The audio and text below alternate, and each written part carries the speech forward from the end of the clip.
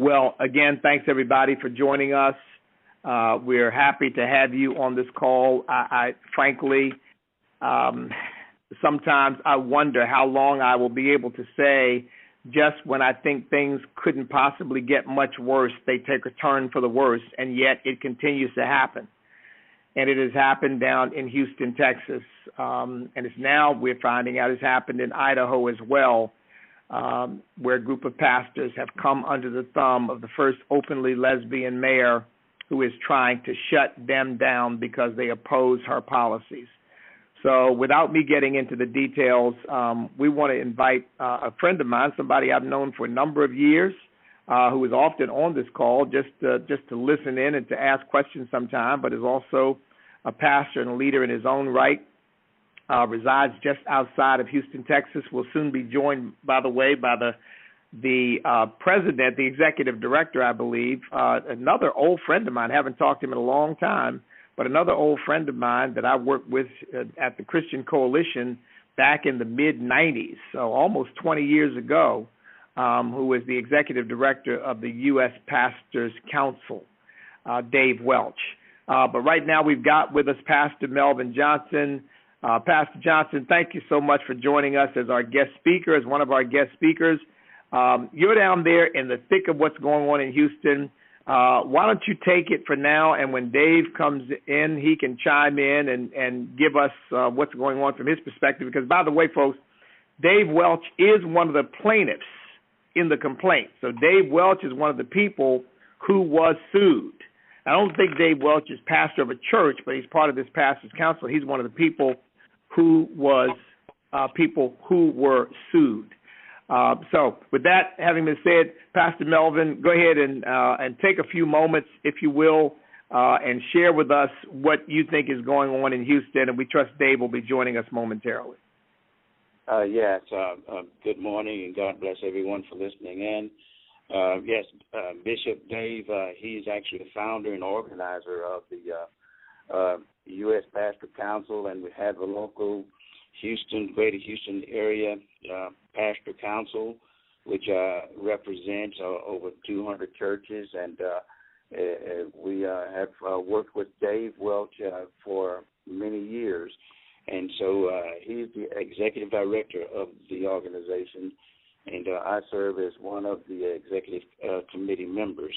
And as many of you know, probably everyone knows at this point, that Houston has become ground zero for a very aggressive and a very angry and godless group that is seeking to implement a city-wide ordinance that basically makes it legal for transgendered individuals, people to enter into whichever bathroom, public restroom that they feel that is appropriate for them. And that is a great deal of concern, and I know Dave can give you much more detail on it as far as his experiences over the past couple of weeks, because he is one of the 5 individuals, pastors, who has been named in the subpoena that they would require them. This is the mayor, the city hall, is requiring that they produce. Originally, they said sermons. Now they're just saying speeches, but basically what's the difference? And there are, to my understanding, about 17 other pieces of communication and information. And Dave will give you more detail on those, but it also includes emails, notes, text messages, and any other thing that they think that can be used against the pastors. And so it has certainly placed a lot of people on alarm. And we pray that the individuals, the pastors, the churches, and the Christian community wake up and realize this is not an issue about whether you are a Republican or a Democrat, but this goes to the very foundation of this nation, whereby we if we want to maintain our freedom, our God-given freedom, we must stand up and say no to Mayor Annise Parker, as well as her legal staff and all of the pastors. And this is a sad note, all of the pastors in the Houston area who still support her in spite of her being in this position. You mean to tell me there are pastors in the Houston area who support this woman? Yes. I've historically, Bishop, I can go back as far as 1997 when Annise Parker was at first city comptroller, and then she went to City Hall. She was elected to City Council. And as a matter of fact, it was particularly a group of pastors, of black pastors, who avidly supported her. And the key point of this is that Annise Parker, she ran against a black conservative pastor who they were running for the same seat. And he went, his name was Herschel Smith, and he went to the black pastors group and asked for their endorsement, and they would not endorse him because he was a black conservative Republican.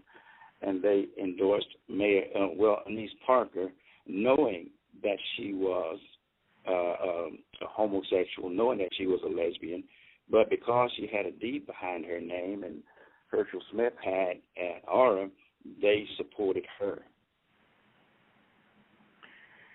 Well, I hope that those black pastors have repented in sackcloth and ashes at this point. I hope that they have awakened to what an evil thing they've done. Have they? Some are beginning to see the light. I haven't talked with a few of them that I was concerned about over the last few days, but I hope to engage with them and see, just check their pulses now. In many cases, though, and it's unfortunate again, in many cases, they do not see anything wrong with it because they're actually, they, as well as many Christians, are more politically aligned than they are Christian focus, Christ focus, and this is one of the things that has captured my attention, and one of the things I'm going to work hard to turn around and get us to understand that we serve the same God, and it's a very important point in our history as a nation and as a people.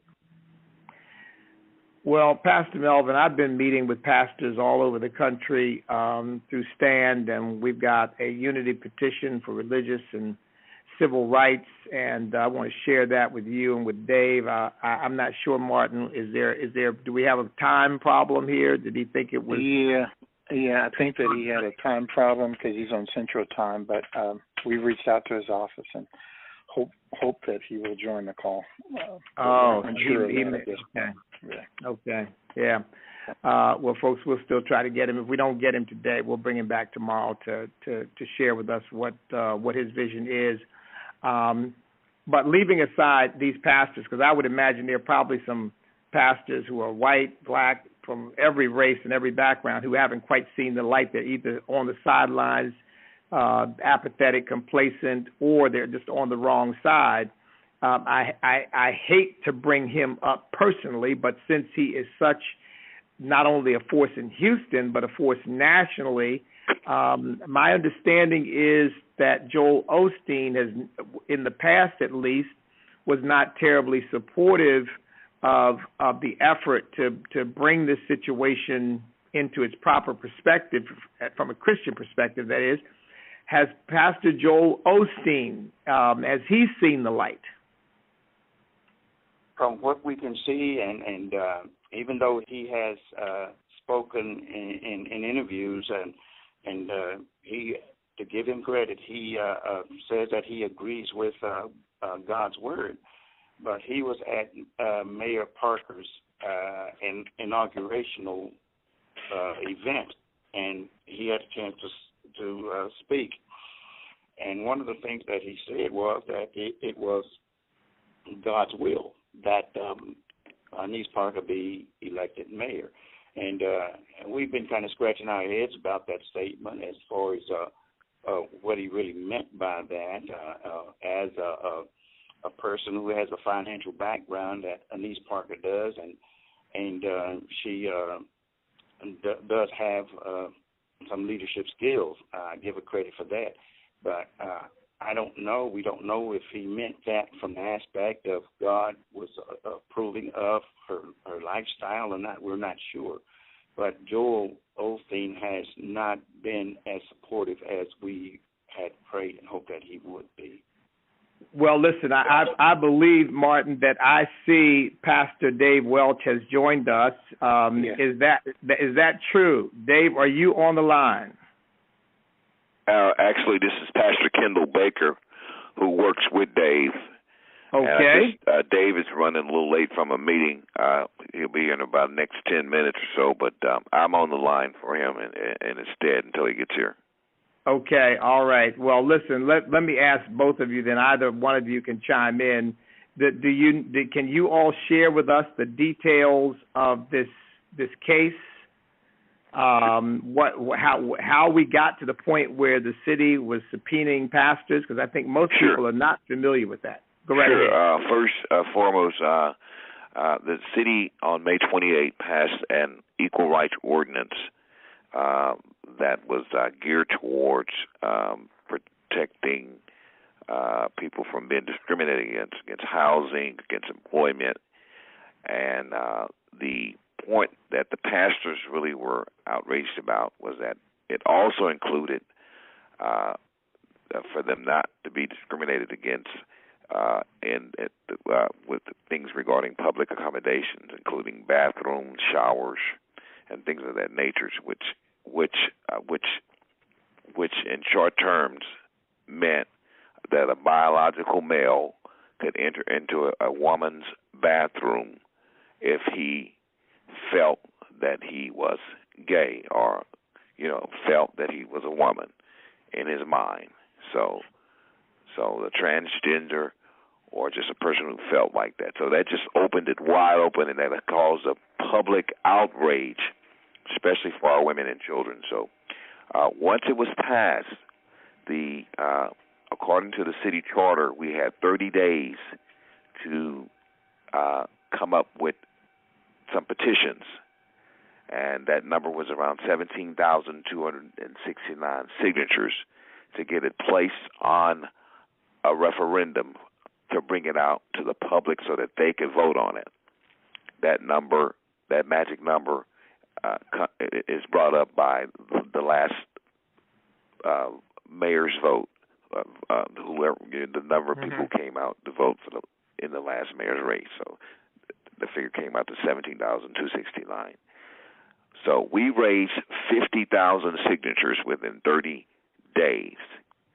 And our team, which was led by our group here at Welch, validated 31,000 of those signatures before we turned them in. Okay, so according to the city charter, once we turn them in, the city secretary has the ministerial duties of validating them again to make sure that we met the minimal requirement. And she did. She, in fact, stopped counting at 19,000. She said these pastors have enough signatures to meet the minimal requirement to put it on the ballot. Well, at that point, the city mayor and the city attorney, as well as the city's press secretary, called the city secretary in the office and said, look, we need to redo this, and we want you to add, actually, the city attorney had said that they're going to recount, and they recounted all 50,000, and they come up with their own conclusion that we did not meet the minimal. And so they told the city secretary, we want you to rewrite your letter and put our figures on there. And our figures show that the pastors were 2,020 signatures off. and they had a press conference on that Monday morning. And so already the city attorney had violated the city charter, took over the city secretary's duties, and discredited and invalidated illegally over 3/4 of our signatures. That resulted in the city's Pastors Coalition filing a federal lawsuit against the city. Mm-hmm. A federal lawsuit. Okay. And the city winning and brought aboard the top law firm in the country, 3 of them, and they say working pro bono to represent them. And they arrogantly asked that 5 pastors who were not on that lawsuit be subpoenaed.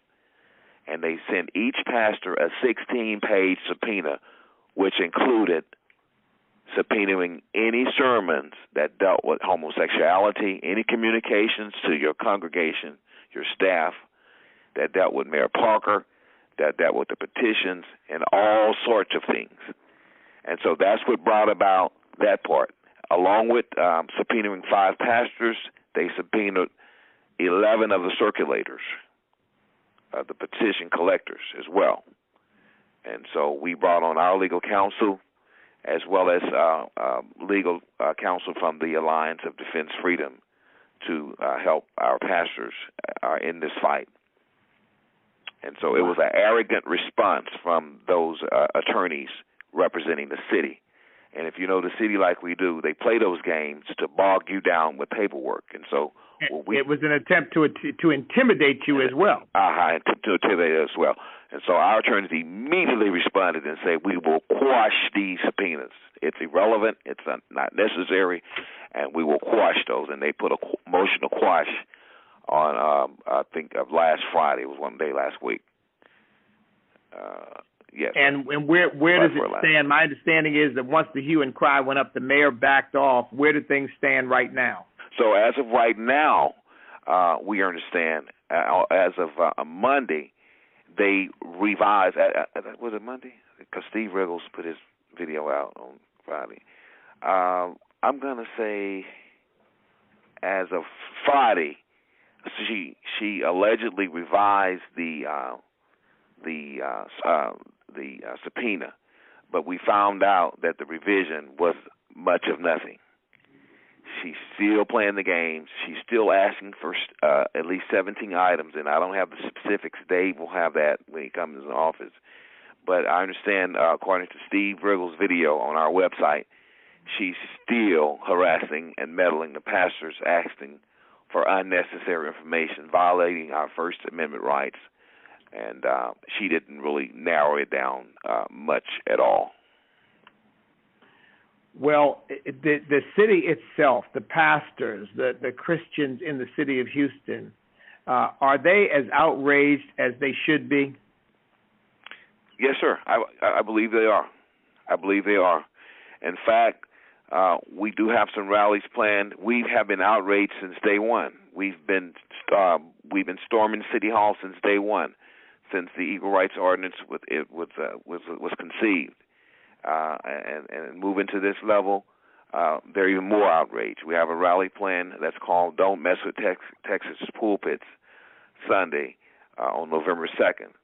And the good thing about it, and I do, being a Houston native myself and being the son of a pastor, this is the first time that we've seen all cultures come together in such a huge way to stand against the mayor or against anything, really. Good. And so, yeah. That's as it should be. Yeah, that's the beauty. That's the beauty that came out of all of this. We've never seen such a huge standing together from the Asians, the Latinos, the blacks, and the whites ever amongst the religious groups before. Well, this has been a long time coming, and some of us have been warning about it coming. We could see the handwriting on the wall, and as you know, out in Idaho, 2 Christians who own a chapel, they're facing the same kind of pressure, except they're being told your chapel will marry gay couples, wow, or we will fine you $1,000 a day for every gay couple you refuse. So, or be held in contempt of court for refusing to obey the order. So this situation is going to get worse unless Christians stand up together. And so I want to commend Indeed. you and Dave and all of you down there for what you're doing. Now let's go back to November 2nd, because I'm senior fellow for the Family Research Council as well as being president of STAND, and we're going to be down there on the evening of November 2nd. Now, is that part of this Don't Mess with Texas pulpits? Is that something that's going to happen in the morning? Are you familiar with the event that's going to happen that evening? Not as much as I should be. Just hold on one Not second. yet. Hold on one second.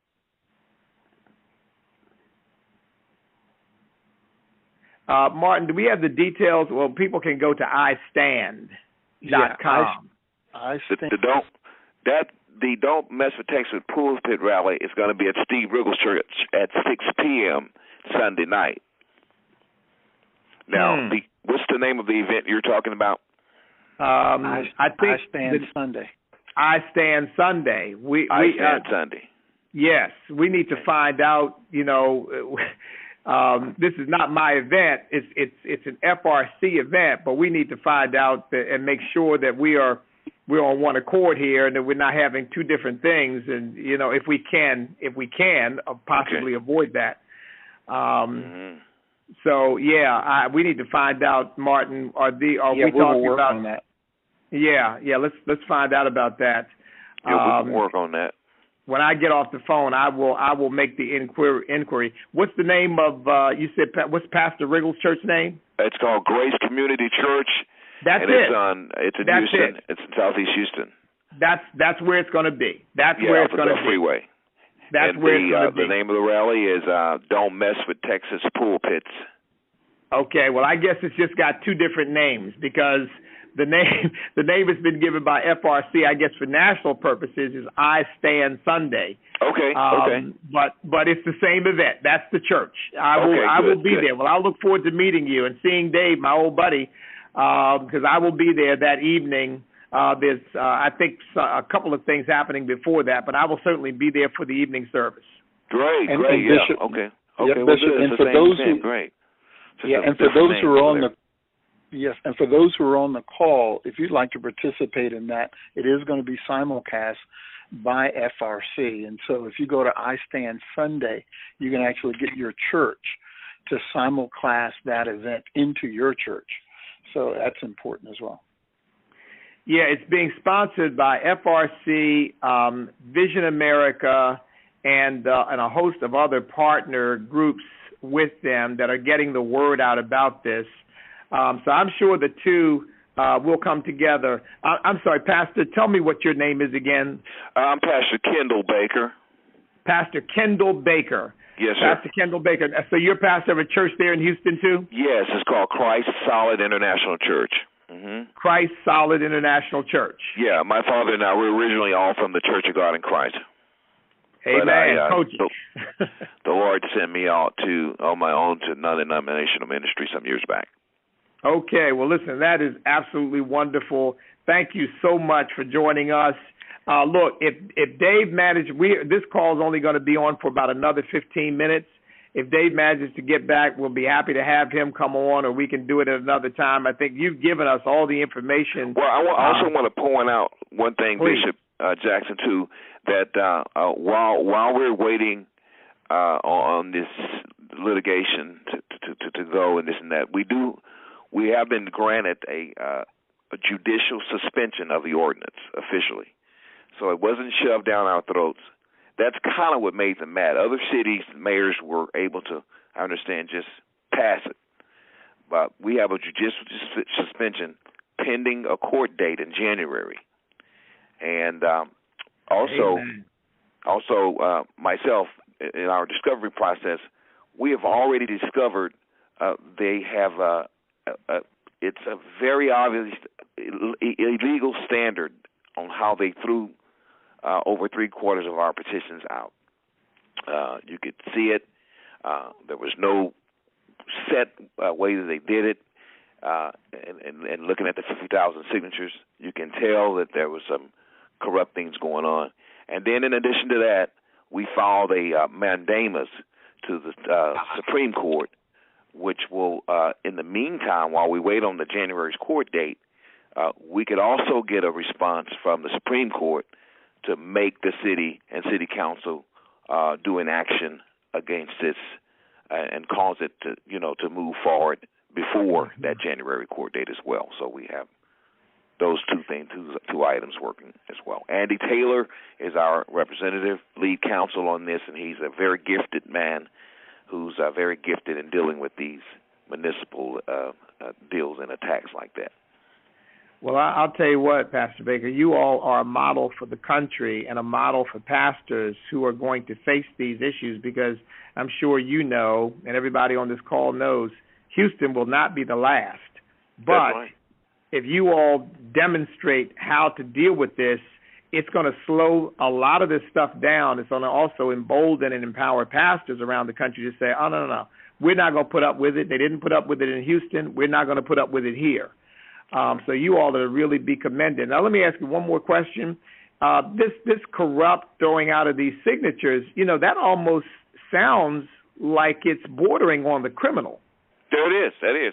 In fact, we've been using the word criminal. It's been a criminal activity on behalf of our city attorney and mayor, and we're gonna investigate every avenue, look into every avenue, to see if we could, shed some light on that, from our district attorney's office to the Department of Justice to our state police.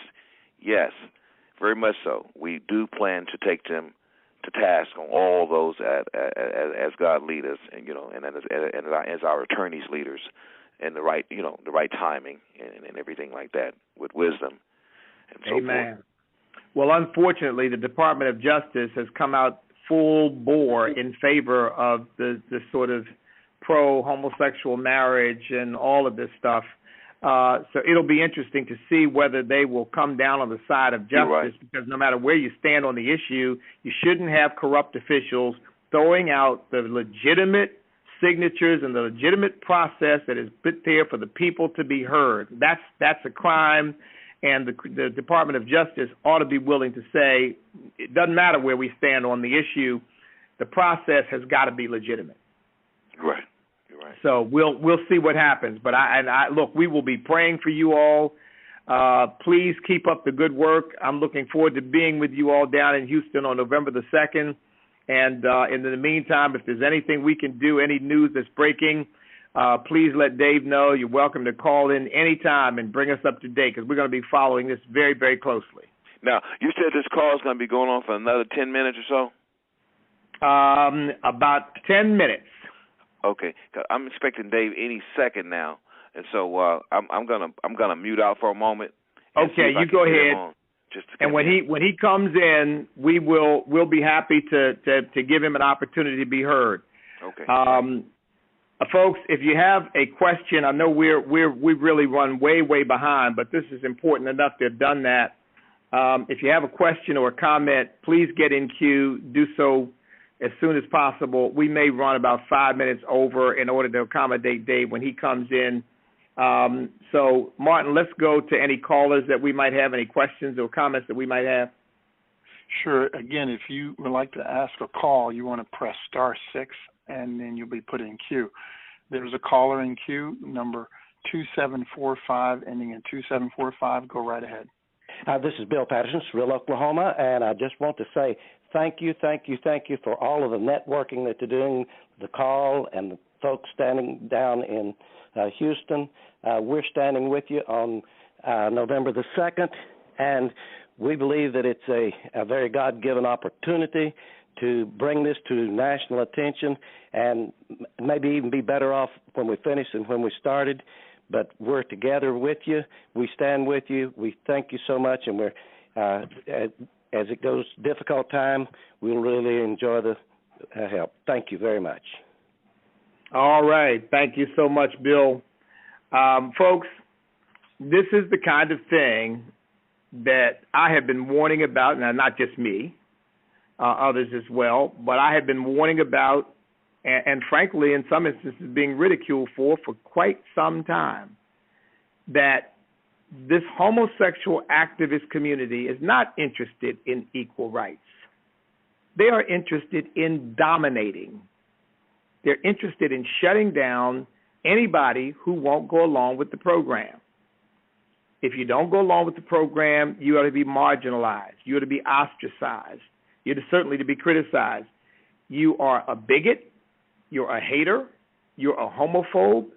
You are a person who deserves to lose your job, a person who deserves to maybe lose your business, a person who deserves not to be hired in your job. The very things they're claiming are happening to them, claiming, are the very things that they are seeking to do to others. And now it's come to a point where if you are a pastor and you're preaching legitimately out of Romans 1 or any other number of scriptures that condemn homosexuality, which, by the way, homosexuality is condemned in the context of biblical sexual morality.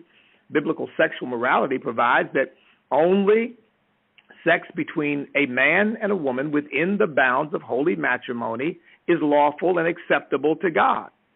So outside of that context, there can be no morality in sex. And since biblically no man can marry another man and no woman can marry another woman, you cannot have sexual morality within the bonds of a relationship, a sexual relationship between two people of the same sex. It is impossible.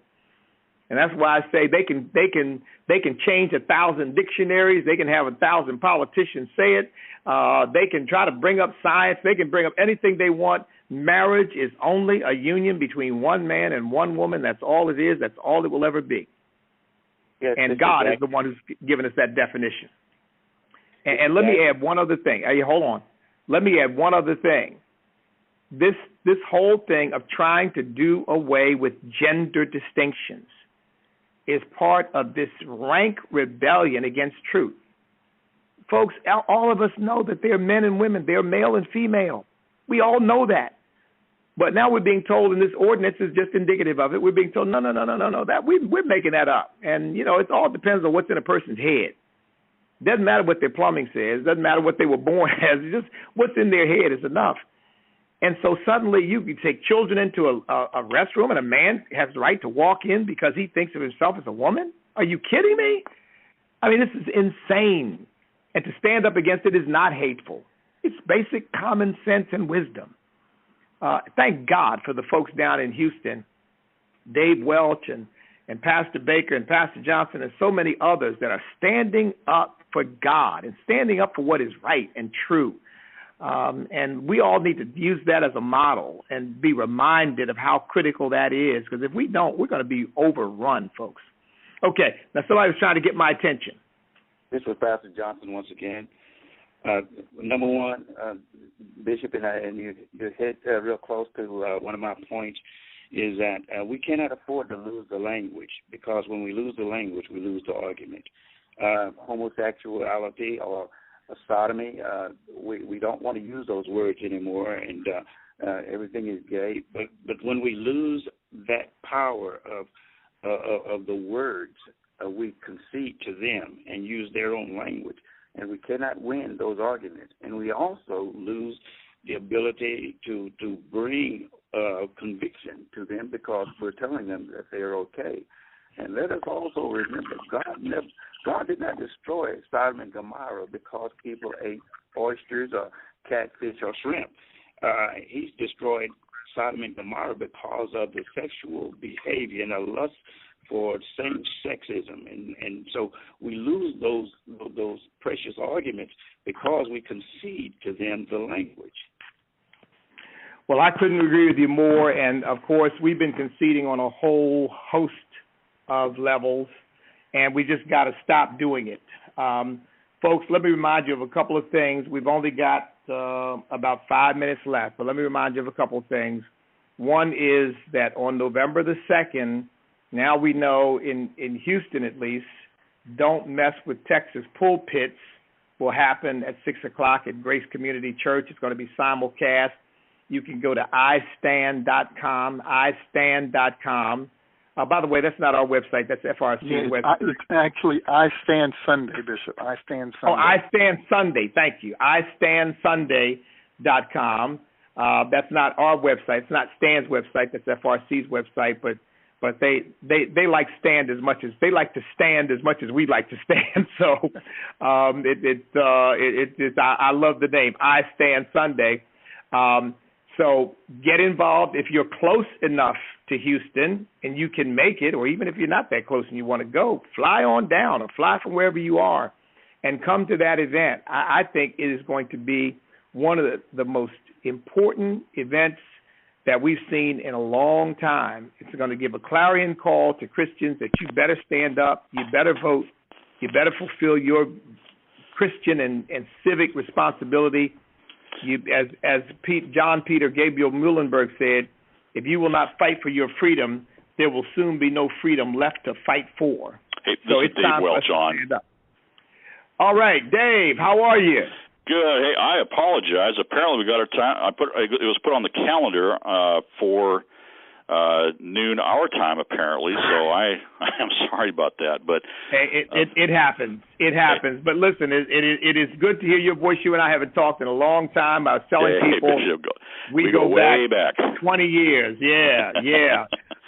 Well, listen. Your compatriots have given us an overview of what has been going on. I know that you are the executive director and sort of been in the lead on this issue.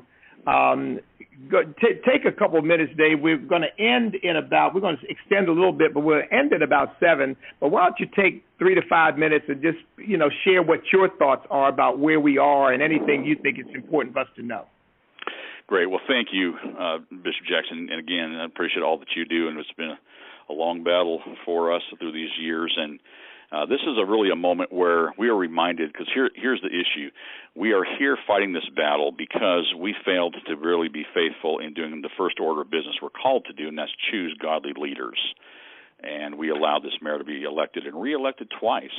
And these are just simply natural fruits and consequences of the moral values or lack thereof of the person we put in this highest office. And so here we are. But magnificently, the church rose up when she proposed this ordinance last spring. It united the church in a way that nothing has before. I mean, we've fought a lot of battles. We've had a great diverse coalition here in the pastor councils, but God just multiplied it. And through the course of this, because we have been ready for the battle, and we had an organized team on the ground, we were ready each step of the way, ready to launch the referendum drive. Churches stepped up and did an incredible job gathering thousands of signatures, and then when they simply thumbed their nose at the rule of law and violated the voting rights of the citizens and striking down those petition sheets, we moved to the next level, and they just weren't ready for it. They're used to us backing off and going away.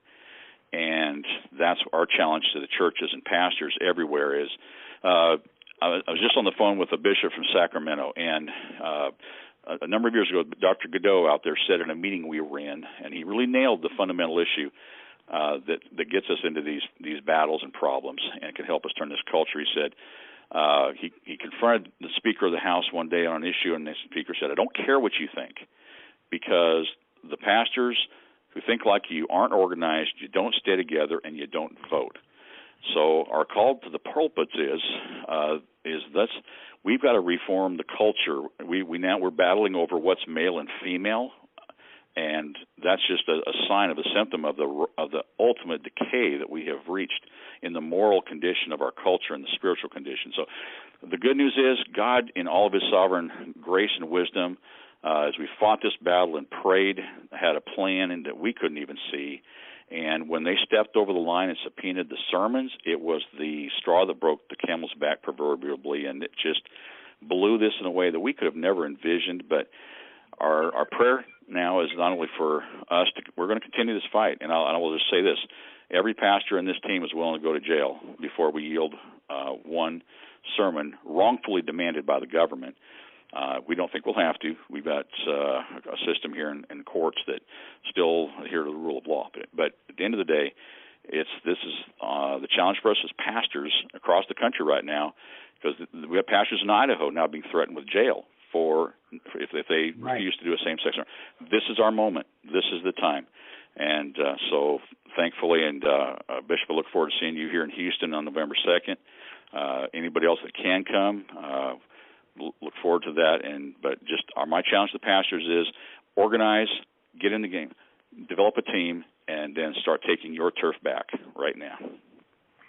Well, Dave, you have been at this for many, many years. I know that. So you are not some Johnny-come-lately to this battle. God couldn't have chosen a better leader to be in this position with what's coming down on you all in Houston. And we'll be praying for you all, because I don't know whether it'll be necessary in Houston, but I think before it's all over, we're going to see pastors put in jail.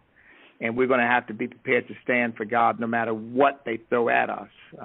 So God bless you, man. Keep it up. I look forward to seeing you, too. It's been a long time. Absolutely. God bless everyone, all of you, and just continue to pray for the sovereign move and for this to just be a spark of revival. That's all of our hearts cry right now.